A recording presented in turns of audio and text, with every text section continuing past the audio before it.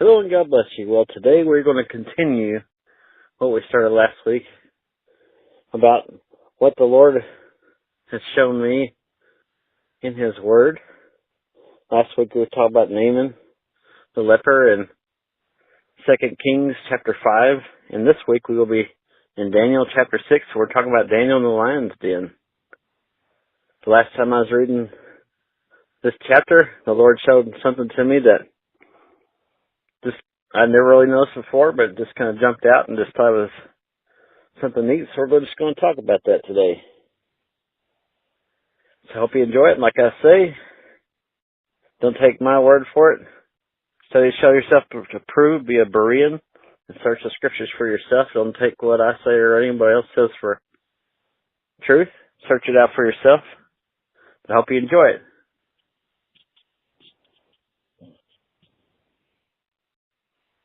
All the presidents of the kingdom, the governors and the princes, the counselors and the captains, have consulted together to establish a royal statute and to make a firm decree that whosoever shall ask a petition to any god or man for 30 days, save of thee, O king, he shall be cast into the den of lions. Now, O king, establish the decree and sign the writing, that it be not changed according to the law of the Medes and the Persians, which altereth not.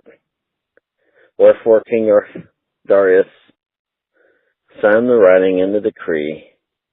Now when Daniel knew that the writing was signed, he went into his house, and his windows being open in his chamber towards Jerusalem, he knelt down upon his knees 3 times a day, and prayed and gave thanks before his God, as he did aforetime. Then these men assembled and found Daniel praying and making supplication before his God.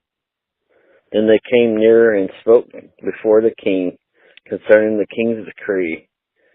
Hast thou not signed the decree that every man that shall ask a petition of any god or man within 30 days, save of thee, O king, shall be cast into the den of lions? And the king answered and said, the thing is true according to the law of the Medes and the Persians, which altereth not. Then answered they and said before the king that Daniel, which is of the children of the captivity of Judah, regardeth not thee, O king, nor the decree that thou hast signed, but maketh his petition 3 times a day. Then the king, when he heard these words, was sore displeased with himself, and set his heart on Daniel to deliver him. And he labored till the going down of the sun to deliver him. Then these men assembled unto the king, and said unto the king, Know, O king, that the law of the Medes and Persians is that no decree or statute which the king establishes may be changed. Then the king commanded, and they brought Daniel, and cast him into the den of lions. Now the king spoke and said unto Daniel, Thy God whom thou servest continually, he will deliver thee. And a stone was brought and laid upon the mouth of the den, and the king sealed it with his own signet, and with the signet of his lords, that the purpose might not be changed concerning Daniel. Then the king went into his palace, and passed the night fasting.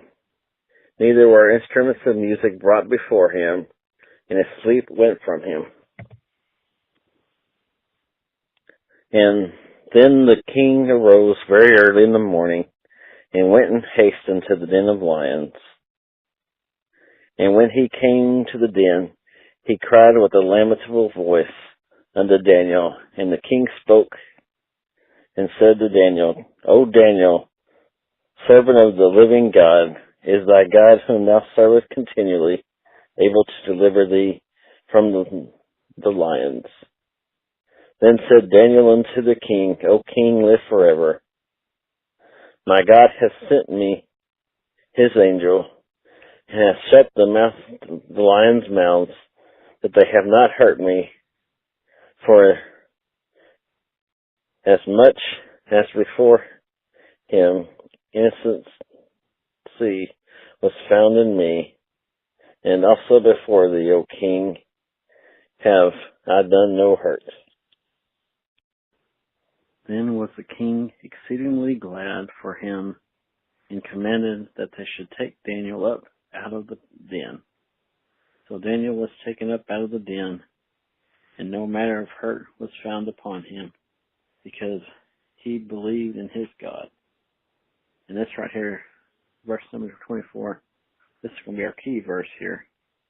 This is the scripture that not used a lot. You don't hear it. When you hear the story, you don't particularly hear this part of it, but I think it's a pretty neat wrap-up. It says, And the king commanded, and they brought those men which had accused Daniel, and they cast them into the den of lions, them, their children, their wives, and the lions had mastery over of them, and broke all their bones in pieces, or even they came at the bottom of the den. So what I think is neat about that part of the story, the wrap-up, is that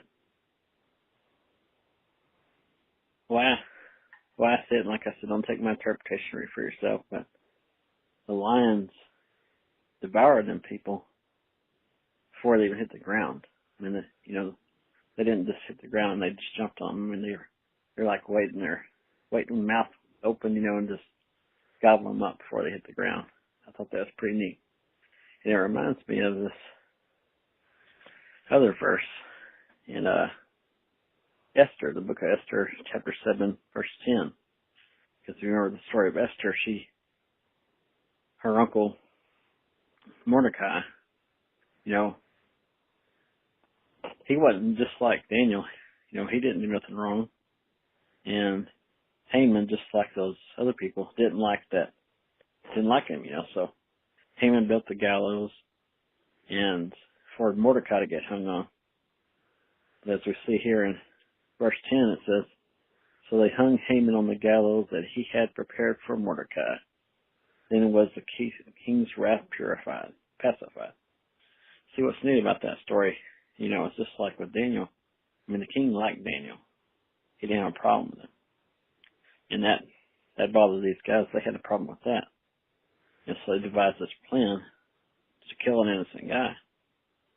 And they ended up getting the same fate that they wanted to do to Daniel. They ended up getting thrown in the lion's den as well.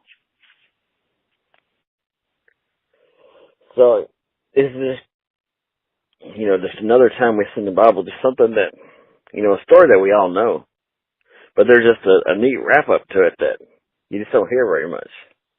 And actually, the church I go to, my preacher actually preached this message, around this last month. And I just barely, my lifetime of reading the Bible through, had just this part just kind of dawned on me, I'd seen it. And, so I told him about it at the end of the thing. He said he wished he would have known about it. He would have brought it up because he thought it was pretty neat too, that, how the lions, not only did the people and their families get cast in there, but how the lions ate them up before they even hit the ground. And it's just another neat wrap up to the story, just something I just wanted to share with y'all. I urge y'all to read it for yourself. Don't take my word for it or anybody else's, because, we gotta know the word for ourselves. Hope y'all enjoyed it. God bless y'all. I love y'all. I'll see y'all next week. We're gonna continue this series and show y'all some more stuff that the Lord showed me in the Bible that, that isn't, you heard that much when it's preached that. So be looking forward to next week. I love y'all, and y'all have a great week. God bless y'all.